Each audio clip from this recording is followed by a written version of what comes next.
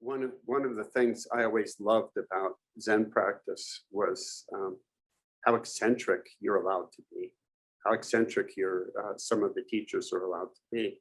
And there's a story about D.T. Suzuki that I really love that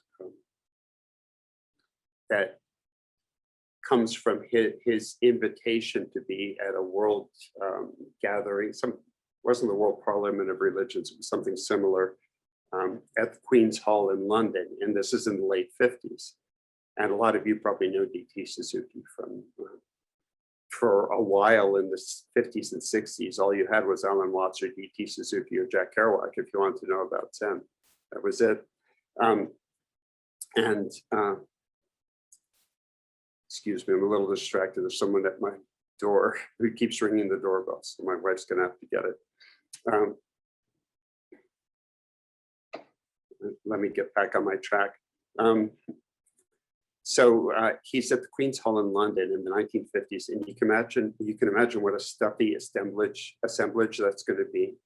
Probably all the experts who were supposed to speak there are going to be old white men, and it's going to be very academic. And moreover, there was a theme that they were all supposed to speak on, which was the supreme spiritual ideal.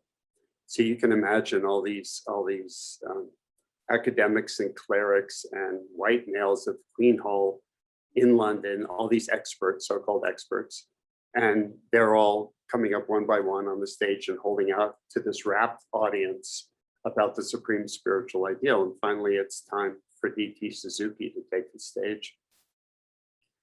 And he comes up and basically says, the supreme spiritual ideal, what a grand topic that is. I'm not sure I'm at all qualified to speak on the supreme spiritual ideal. Really, if I think about it, I don't know what supreme means, what an ideal is, or what the supreme spiritual ideal might be.